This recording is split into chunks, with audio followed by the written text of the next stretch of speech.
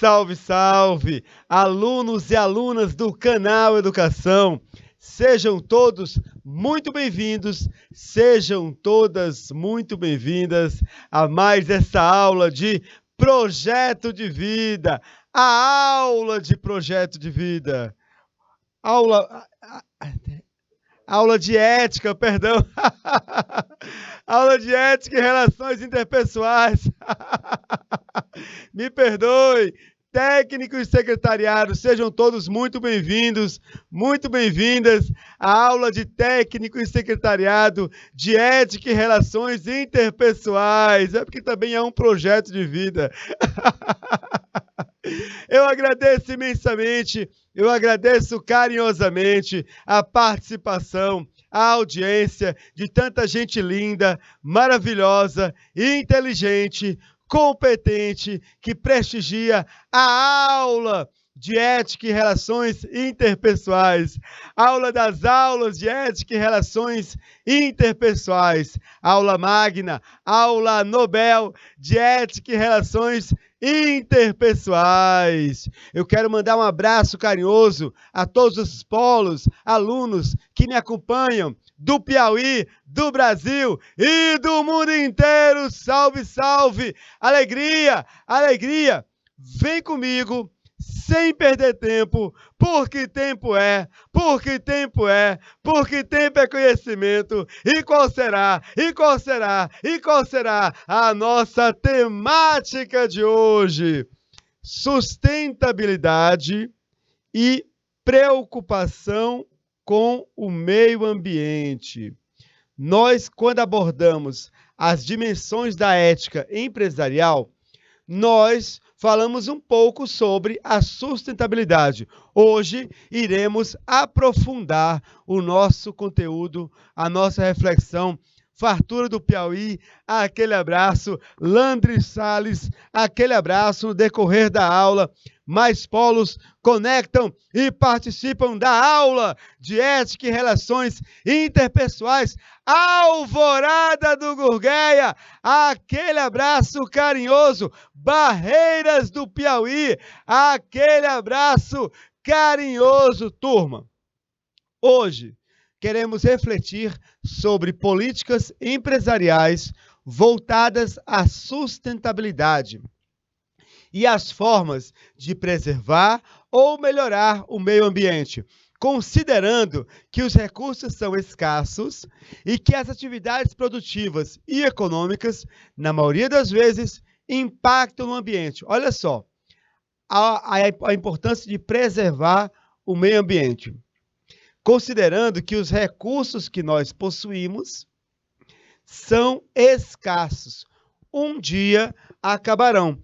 Quando o professor de vocês era um aluno do Fundamental Menor, primeira série, segunda série, pelos idos de 1980,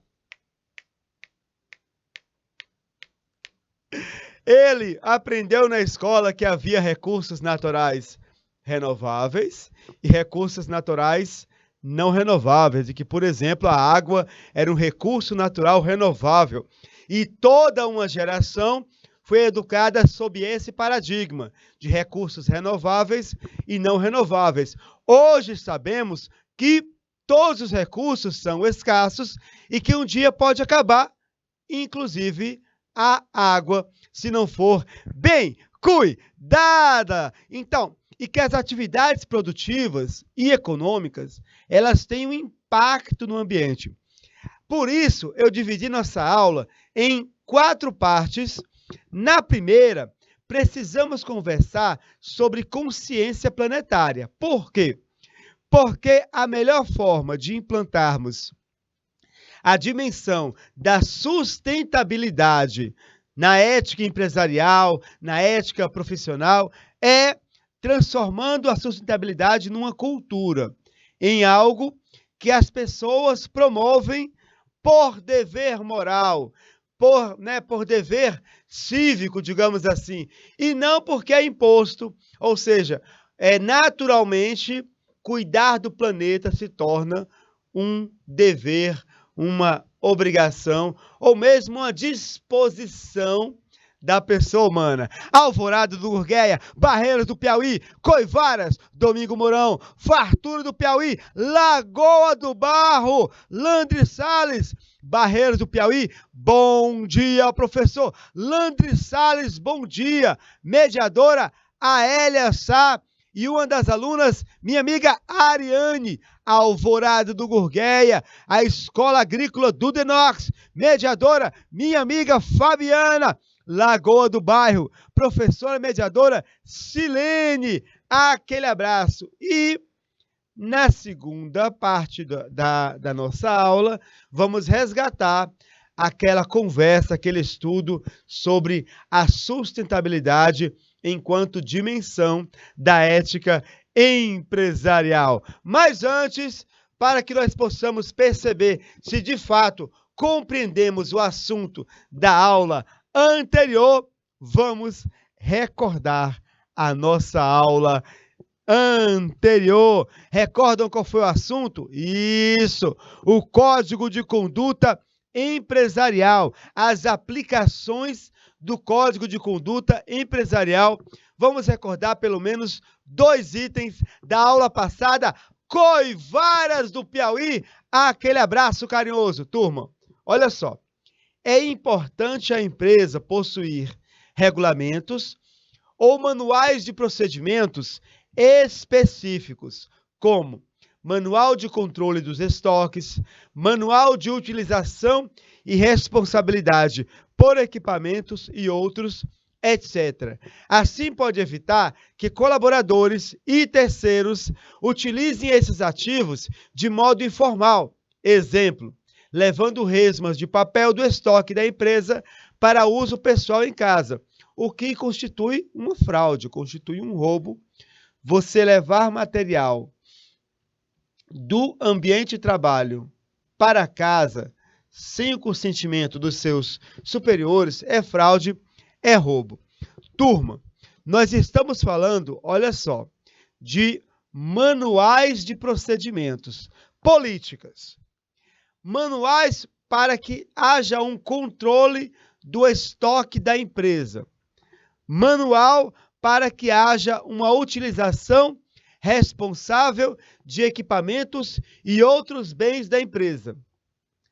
Para evitar, por exemplo, que colaboradores utilizem ativos de modo informal, exemplo, levando essas resmas de papel para casa para uso pessoal.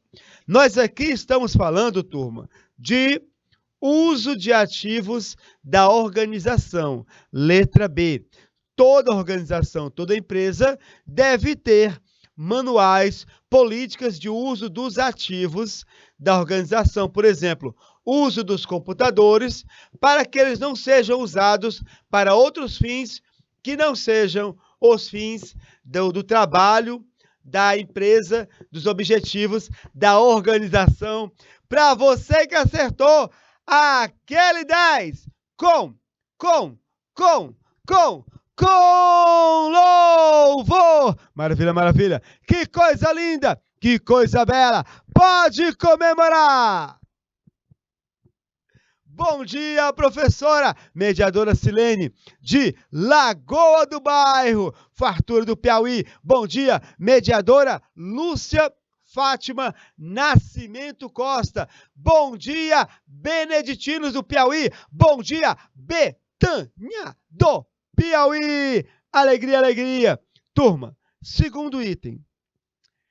Área destinada a prevenir acidentes e doenças ocupacionais dentro do ambiente de trabalho, buscando entender como acontecem e quais os passos para prevenção. Olha só, estamos falando de prevenção de acidentes e de doenças ocupacionais. Professor, doença ocupacional é uma doença que a pessoa tem porque está ocupada? Não. Ocupacional aqui quer dizer ocupação, que é um sinônimo, digamos assim, de profissão. São doenças que nós adquirimos no exercício da nossa profissão. Por exemplo, uma pessoa que utiliza muito o computador, ela pode gerar uma lesão de esforço repetitivo, que é uma doença ocupacional. Essa área, essa aplicação do Código de Conduta visa prevenir acidentes e as doenças ocupacionais, buscando entender as causas e, a partir das causas, exatamente, beneditinos, buscando armar estratégias para a prevenção. Beneditinos colocou que é a letra C, segurança no trabalho. Será que é segurança no trabalho? Atenção, dou-lhe uma, dou-lhe duas. Muito bem, letra C, segurança do trabalho. Bom dia, minha amiga Fran Carvalho, mediadora de Padre Marcos. Abraço carinhoso, aguardo com muita ansiedade, Fran Carvalho. Vitor Pereira, minha amiga, professora Gardênia Cerqueira. Todos vocês merecem aquele 10 com louvor. Maravilha, maravilha. Que coisa linda, que coisa bela. Olha só, pode comemorar aquele 10 com louvor. Mais uma. Atenção, vem comigo. É caracterizado quando há favorecimento de parentes, amigos ou pessoas próximas, em vez de pessoas mais qualificadas ou que estão mais adequadas ao perfil do cargo. Nós estamos falando aqui de segurança no trabalho, meio ambiente? Não, estamos falando de nepotismo. Para você que acertou, aquele 10 com louvor. Maravilha, maravilha. Que coisa linda, que coisa bela. Pode comemorar. Abraço carinhoso, Alvorada do Gurgueia, Barreiras do Piauí, Beneditinos, Betânia do Piauí, Capitão, Coivaras, Domingos Mourão, Fartura do Piauí, Lagoa do Bairro, Landre Salles, meu amigo Vitor Pereira, Fran Carvalho e o povo lindo de Padre Marcos do Piauí. Turma, primeira parte da nossa aula. Coivaras do Piauí, parabéns, queridos. Turma, precisamos conversar sobre sustentabilidade e consciência planetária. A nossa fonte para essa primeira parte da aula são os estudos do filósofo teólogo Afonso Murad, Ecologia e Fé, mas numa abordagem científica. Então, vem comigo, turma. Por falar em consciência planetária, precisamos falar sobre cidadania planetária. Turma, não tem como falar de sustentabilidade sem falarmos sobre uma consciência planetária. A sustentabilidade, ela não pode ser uma lei somente. Eu tenho que adequar o meu negócio à sustentabilidade para que ele possa continuar, possa render dinheiro e eu possa, além de cumprir com minhas obrigações, lucrar. Não. A sustentabilidade, ela tem que transcender, ultrapassar os limites da lei e virar uma cultura, virar uma disposição de ânimo, virar uma inspiração, virar algo que faz parte do nosso cotidiano, do dia a dia. Eu vou cuidar do meu ambiente, não porque a lei me obriga, mas porque eu sei que isso é o correto a se fazer. Por isso precisamos falar de cidadania planetária e consciência planetária. Turma, a humanidade está caminhando e precisa caminhar para uma consciência planetária. O que é consciência planetária, professor? Olha só, nós somos parte da Terra. Todos nós habitamos esse pálido ponto azul perdido no espaço. Somos corresponsáveis pelo nosso futuro comum. Tanto o futuro de todos os seres vivos, micro-organismos, plantas e animais, como os abióticos, o solo, o ar, a água, a energia. Precisamos, então, desenvolver uma cultura da cidadania planetária, uma consciência, que reconhece que, independente do país onde você nasceu ou mora, independente do contexto em que você vive, nós estamos no mesmo barco, que é o planeta Terra. Sim, nós estamos no mesmo barco. Alguns meses atrás, eu vi pessoas colocando nas redes sociais: nós não estamos no mesmo barco. Alguns têm bote salva-vida, outros estão no camarote, outros estão na terceira classe. Sim, há diferenças, há desigualdades, mas estamos sim no mesmo barco. E se ele bater no iceberg e afundar, mesmo que haja bote salva-vidas para alguns, o mais comum é que a maior parte, ou todos mesmo, acabem morrendo. Se o planeta morrer, não há botes salva-vidas que nos levem para outros planetas. Nós não temos viagens espaciais para Vênus, para Marte, para Plutão. Plutão nem planeta mais é. Ou seja, não temos botes salva-vidas. Estamos sim no mesmo barco e temos que ter essa consciência que nós habitamos, dividimos um mesmo planeta e que esse planeta, ele precisa ser cuidado, reconhecido, valorizado e amado. Então, a cidadania planetária, ela é muito mais abrangente do que a reflexão sobre meio ambiente, sobre sustentabilidade.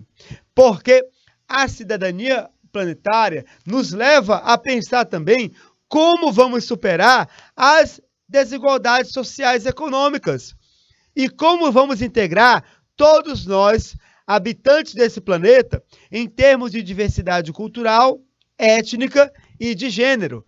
Somos todos tripulantes, passageiros de um mesmo barco. Luiz Eduardo, Unidade Escolar Constância Carvalho, Padre Marco Carvalho, Padre Marcos do Piauí, aquele abraço. Por sinal, a sala está linda.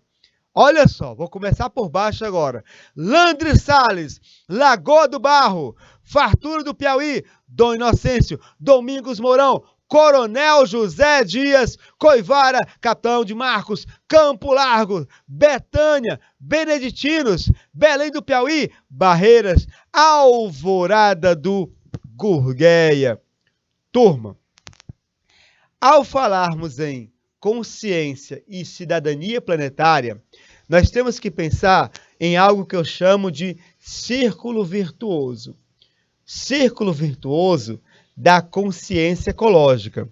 Mais uma vez, o nosso interesse é que isso se torne cultura, que se torne uma disposição interior, que a sustentabilidade não seja apenas uma exigência, uma lei, uma norma jurídica, mas que nós cuidemos do nosso planeta porque isso é o correto a se fazer. Círculo virtuoso. Muitas pessoas falam em círculo vicioso, nos vícios, mas podemos falar também em termos de círculo virtuoso, ou seja, círculo da virtude. Para bem cuidarmos do nosso planeta, precisamos desenvolver esses passos: o encantamento, a indignação, a mística, ações coletivas, pessoais, informações, tudo isso formando uma ação sistêmica. O que é sistêmica? É o sistema, ó. Um sistema que gera o quê? O cuidado do planeta. Vamos ver agora cada um desses pontos e eles vão nos ajudar a percebermos a importância que há em cuidarmos desse nosso mundo. O primeiro ponto é o encantamento. Não há como cuidarmos do planeta, cuidarmos do meio ambiente, cuidarmos dos lagos, dos rios, das florestas, se não nos encantarmos. Olha só, olha o olhar da criança. O olhar da criança para um fenômeno da natureza. Ela está hipnotizada, ela está encantada, ela está maravilhada. E a mãe, inclusive, também está com a mesma sensação de encanto. Quando nos encantamos, nós cuidamos. Quando você, jovem, se encanta por uma garota, você fica o quê? Você fica, ao ficar encantado, você quer estar próximo, quer cuidar, quer proteger, quer amar. Turma, o encantamento é uma sensação de deslumbramento. É eu olhar para a natureza, e ficar encantado com ela e não pensar, bom, se eu derrubar essa floresta, eu vou ganhar dinheiro com a madeira. Não, eu não vou pensar no dinheiro, eu vou pensar na beleza. Se eu pensar no dinheiro, eu derrubo a floresta. Mas se eu me encantar com a beleza, eu penso, tenho que cuidar disso que é patrimônio da humanidade. É uma sensação, turma, de admiração. Um grande prazer que se tem como reação a alguma coisa boa que você vê, ouve ou percebe. Quando você escuta uma música boa, a tua sensação é de encantamento. Assim também com o planeta. Você olha para um lago, olha para o mar, para a praia, você fica encantado. Você, ao ficar encantado, você gera em você aquele sentimento do cuidado. É tão lindo, não podemos destruir. Perceberam? É mais forte do que uma lei te obrigando a agir em favor da natureza. Você sente que ela precisa ser cuidada. Não somente plantas, mas também animais. Fernanda Custódia, abraço carinhoso, Unidade Escolar Geraldino Cleves de Paquetá. E a Sânia Macedo, minha amiga, também de Padre Marcos do Piauí, Unidade Escolar, deixa eu ver de novo o nome aqui, perdão, Constâncio Carvalho, Unidade Escolar Constâncio Carvalho. Turma, o encantamento na interação com a natureza, ver a natureza, sentir, ouvir, já ouviu os sons da natureza? Bom dia, Belém do Piauí.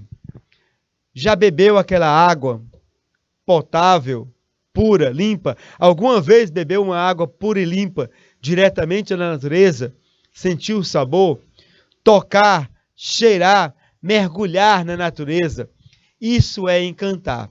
Quando eu me encanto, eu mantenho em mim como se fosse um coração de criança. Eu quero saber mais sobre o que eu estou vendo. Eu vou desenvolver o cuidado.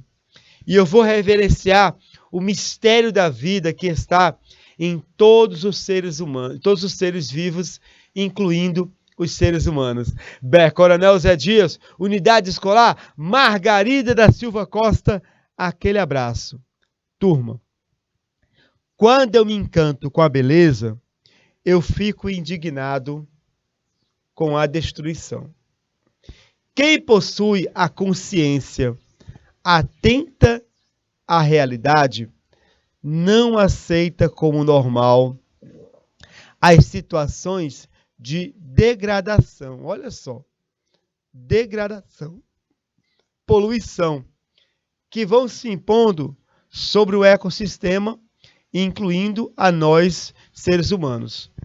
Eu me encanto com a beleza e eu fico indignado com a destruição. Quando eu fico indignado, eu busco uma ação transformadora. Recuperar o meio ambiente, reduzir a poluição, diminuir, certo, o despejo de resíduos sólidos em ambientes como lagos ou outras fontes de água. precisamos nos indignar. A sustentabilidade, mais uma vez, não deve ser apenas uma legislação, uma norma jurídica, mas algo que surge do ser humano a partir do encantamento, a partir da sua indignação com a destruição. E assim chegamos ao terceiro ponto, que é um dos mais importantes: a informação.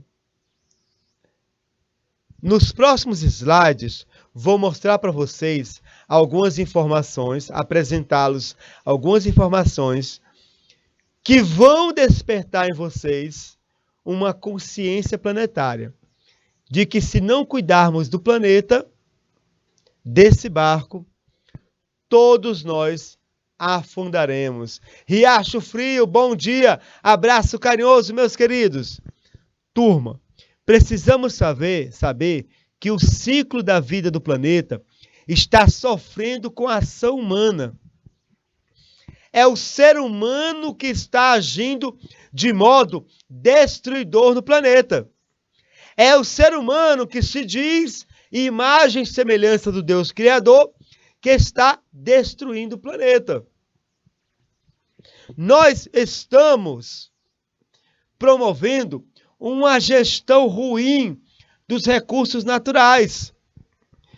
Estamos desmatando as florestas sem parar. Estamos poluindo os rios, matando os animais, agredindo ecossistemas, em nome do lucro, do dinheiro. Mas eu pergunto, haverá planeta daqui a algumas décadas? Se não tomarmos cuidado, não haverá. Nós poderemos embarcar num futuro complicado, pois hoje sabemos que boa parte dos recursos que nós exploramos acabam. A dificuldade que há, os gastos que são exigidos para despoluir um rio poluído são enormes, além do tempo que se gasta. Londres, para despoluir o Tâmisa, demorou décadas. Eu nem sei agora como está a situação do Tâmisa, se continua despoluído ou se novamente foi poluído. São Paulo nem se atreve a tentar despoluir o Tietê. Os gastos seriam enormes. É melhor preservar, cuidar.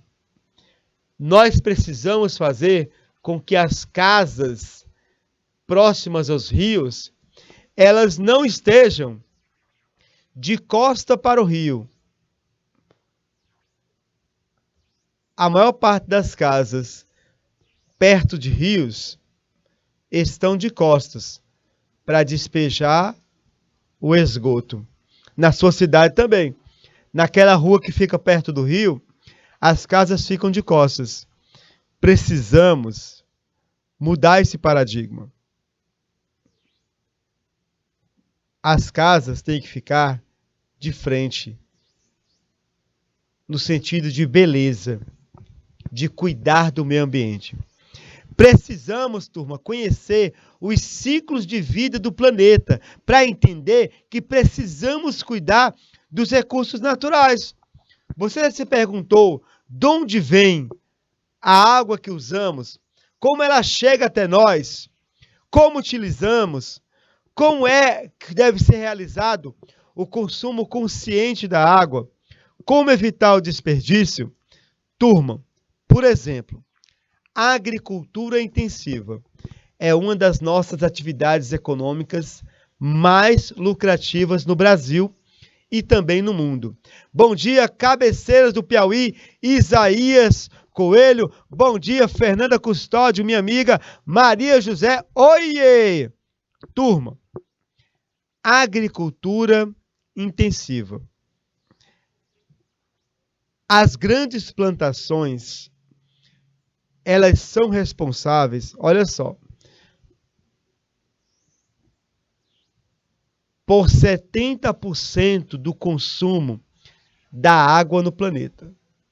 70% da água consumida no planeta é consumida na agricultura. Em países como o Brasil, esse número sobe para 72%. E quanto mais pobre, mais subdesenvolvido o país, o número aumenta, chegando até a 80%. Há países em que 80% da água é utilizada pela agricultura. Aqui é a fonte. Você sabia que para produzir 1 quilo de batata, você gasta em média 2.000 litros de água? 1 quilo de milho, 1.000 litros de água? É muito consumo de água. Se não tomarmos cuidado, esse recurso sim vai acabar. Isso sem contar os fertilizantes agrotóxicos que são despejados na natureza e chegam até a água também. Comprometem a biodiversidade, destroem organismos, quebram a cadeia alimentar e lentamente envenenam as pessoas. Pararam para pensar que, se o Brasil liberou o uso de agrotóxicos, houve uma liberação maior pela lei do uso de agrotóxicos, já pararam para pensar que nós estamos nos envenenando aos poucos?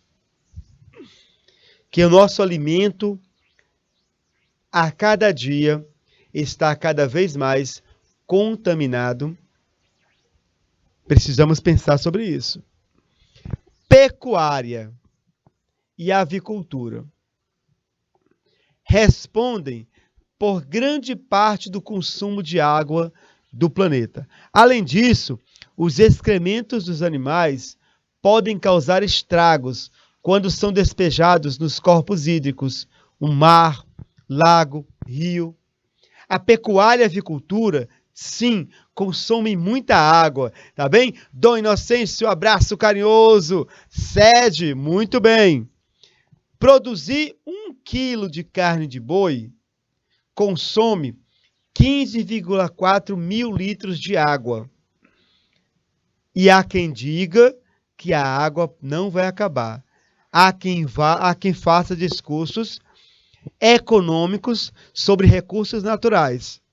Se não houver legislação ambiental e se não houver fiscalização, nós sim podemos ter um grande desastre ambiental no Brasil, na Amazônia e em outros lugares.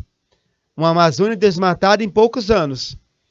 E a água a ser consumida para a população cada vez em pouca quantidade disponível. Além disso, turma, olha só, a indústria da carne, ela não é apenas uma das maiores consumidoras de água do mundo. A indústria da carne é a maior consumidora de grãos do planeta. Ó, olha aqui, ó. Olha a alimentação dos bois. Grãos. Turma, mais da metade dos grãos cultivados no mundo, eles são destinados à alimentação de animais que vão ser explorados para o abate. Ou seja, boa parte do que a agricultura produz é para abastecer a indústria da carne. Não é para matar a sua fome. O interesse é apenas financeiro. Dinheiro. Então você se pergunta por que há pessoas que morrem de fome? Nós temos muitos fatores que influenciam nisso. No Brasil, 78% dos grãos produzidos são para o consumo de animais que serão abatidos. Aqui está a fonte. Continuando, olha só. Turismo predatório. Então, é cada vez mais comum as prefeituras, prefeitos, secretários de turismo venham para a nossa cidade, porque a nossa cidade tem uma fonte de água colorida. Ah, vem aqui para nossa cidade, porque nós temos, né, uma reserva, um patrimônio de fósseis, uma verdadeira viagem no tempo. Venham conhecer nossas praias, nossa cachoeira. Fazem o convite, mas a cidade não tem a menor estrutura para receber turistas, o que vai gerar turismo predatório. Aqui nós temos uma foto do final de um dia de turismo em Bali. Bali está se tornando um problema sério em termos de turismo predatório. As pessoas não se encantam com a beleza. Porque se encantassem mesmo, fossem para Bali por causa da beleza, não fariam isso aqui. Atividades turísticas que acontecem de modo desordenado e irresponsável, causando impactos negativos nas esferas ecológica, cultural e até mesmo econômica. As pessoas vão fazer trilhas na floresta e despejam lixo no caminho. E assim por diante. O turismo predatório, ele leva à contaminação e esgotamento de rios e nascentes, devido à falta de cuidado com o ambiente. O ser humano não cuida do ambiente. Ele olha para um lado, olha para o outro e joga uma garrafa de água. Ninguém viu. Ele olha para um lado, olha para o outro, joga o papel de balinha. Ele olha para o lado, olha para o outro, sabe-se lá o que ele faz, mas faz muita coisa errada. E o que é grave, como falei com você agora há pouco, em muitos locais no Brasil, não há estrutura para a prática do turismo responsável. E gestores irresponsáveis chamam os clientes. Empresários gananciosos chamam, constroem hotéis, pousadas em locais inadequados, na tentativa de atrair turismo para a região e ganhar dinheiro. Se você, gestor, está me assistindo, quer atrair turistas para a sua região, invista na estrutura da sua cidade, da sua região. Senão, o que você vai colher é isso aqui, ó. Turismo predatório. Para começar, fiscalização. Só para começar. Além de outras demandas. Abastecimento industrial, turma. Pelo menos a indústria ainda está pensando em alternativas para o uso da água. Mas mesmo assim, ó, 22% da água tratada do planeta é consumida na indústria. Produzir uma camiseta de algodão que você está usando agora consome 2,5 mil litros de água. Produzir um carro gasta mais de 400 mil litros de água para produzir um carro. Professor, é isso mesmo? É isso mesmo. Produzir um carro gasta 400 mil litros de água. Olha a capacidade da caixa d'água da sua casa e faça as contas. Além de resíduos efluentes das indústrias que lançam nas águas metais pesados como arsênio, o chumbo, cádmio, cromo, mercúrio, zinco. Então você vai dar aquele mergulho no rio da sua cidade, na lagoa, e você sai contaminado. Só falta sair com 3 olhos, como aquele peixe do filme dos Simpsons. Solventes, isso quando não é resíduos tóxicos, como os organoclorados, que têm efeito acumulativo na cadeia alimentar. Pescou no rio, o peixe está contaminado de chumbo, de zinco, de cromo, mercúrio. Você está comendo, que peixe gostoso, você está comendo veneno, está se envenenando. Ah, mas eu nem morri. Não, você não vai morrer hoje. Você vai morrer pelo acúmulo de veneno no seu corpo. Pelo menos a indústria, ela já está pensando no reuso de água de esgoto. Nós temos muitas iniciativas na área industrial para se reutilizar a água que é utilizada, né? Que é consumida na indústria, o reuso. E, inclusive, utilizar água de esgoto na indústria. Nós temos uma tecnologia bem avançada nesse aspecto que pode diminuir esse consumo. A indústria está levando a sério essa questão. Consumo doméstico de água. Nós consumimos, seres humanos, cerca de 8% da água tratada. Ah, professor, então nós não somos os culpados. Não, gente. Consumir 8% da água também é um grande desperdício. Sabe por quê? Porque 80% da água que é consumida, ela se transforma em esgoto. E somente 65% do esgoto ele vai para a estação de tratamento de esgoto para ser purificado, limpo e tornar-se novamente uma água que pode ser utilizada. Então, nós consumimos pouco com relação à indústria, pecuária e agricultura, mas o desperdício é maior. Desperdiçamos muita água, que ela vira aqui, ó. Falta esgoto em 1/3 das casas brasileiras, ó. Falta esgoto. Essa água aqui é água perdida, que não pode ser usada para consumo doméstico, para indústria, pecuária, agricultura. Por quê? Porque não se investe em estações de tratamento de esgoto. Não se investe. E aí você vai tomar aquele banho na lagoa e você não sabe que está tomando banho de coliforme fecal e até mesmo produto de limpeza. Eu estava assistindo um vídeo, eu achei muito engraçado. Um vídeo engraçado e também indignado, mas a primeira impressão foi engraçado. Uma moça estava numa cachoeira ali no Maranhão e aí ela foi...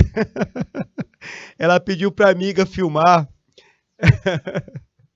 A amiga dela filmar ela tomando banho de cachoeira. Aí a amiga dela é meio brincalhona, mas... Aí ela filmou a moça tomando banho na cachoeira, né? Aí depois a amiga, nossa gente, olha aqui pra água. Aí botou a câmera na água. Todo o produto do cabelo da moça, o shampoo, o condicionador, tava despejando na água, formando aquela espuma.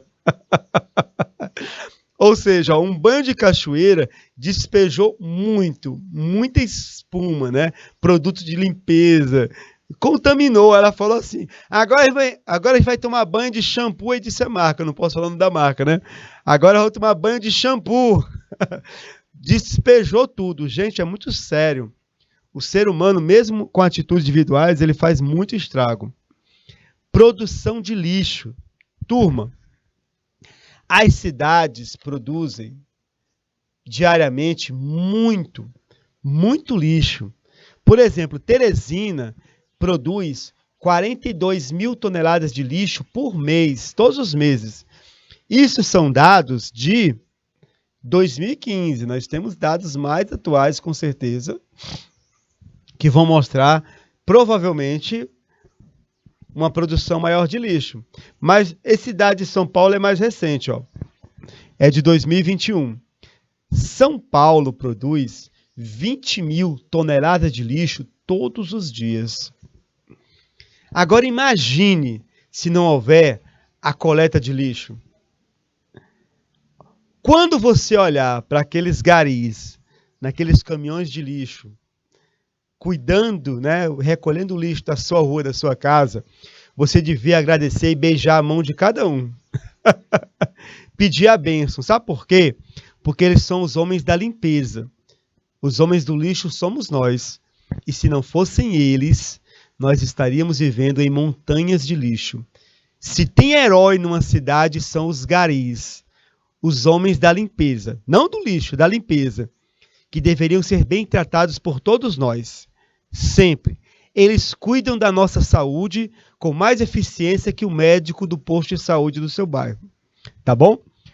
Turma, os resíduos orgânicos, se não forem recolhidos, por exemplo, pode se tornar chorume. Um líquido escuro e mal cheiroso, altamente poluidor. O chorume. Quem nunca viu chorume? Se o chorume ele, num aterro sanitário, se não há aterro sanitário, o chorume escorrer pela terra, ele vai contaminar o lençol d'água da sociedade. E aí você vai estar bebendo água e bebendo junto com a água cloriforme fecal. Olha só o que pode acontecer com o planeta se o ser humano não cuidar. Aqui são os ciclos do ar, da água e da vida. Aqui é o ser humano adaptando-se ao meio ambiente, buscando integração com a natureza. Mas olha o que acontece se nós não cuidarmos da natureza. É isso aqui. Olha aqui. Nós estamos hoje mais próximos disso aqui do que isso aqui. Ó, poluição. A poluição gera pobreza. A falta de cuidado com o meio ambiente gera pobreza. Destruição do meio ambiente, ó, água que não se usa mais, poluição de fábrica e assim por diante. É por isso que nós devemos respeitar os ciclos do ar, da água, da vida. E isso está incluído numa dimensão mística. Mística aqui, gente, não é religião, não é igreja. Mística aqui quer dizer encantamento, integração e harmonia com a natureza. Precisamos buscar novamente essa integração, essa harmonia com a natureza. Buscar um sentido integrador da existência pessoal, coletiva e cósmica. Experimentar um novo estilo de vida mais saudável e responsável. Uma evolução espiritual, mais uma vez, não com relação à igreja, mas uma espiritualidade ecológica, uma consciência planetária. Integrar o ser humano ao meio ambiente. Você já passou pela experiência de abraçar uma árvore? Eu já abracei uma árvore. Aliás, sempre que eu vejo uma árvore que é possível, eu abraço uma árvore. Meu filho fica assim, não abraça não, o senhor é doido, é? O senhor é doido de abraçar a árvore. Quem vem aqui e abraça, não, o senhor é doido. Não, gente, quando você abraça uma árvore com força, você sente a vida da árvore. Abrace mais árvores, sinta a vida, tá bom? Todos os seres humanos, todos os seres, eles têm um valor.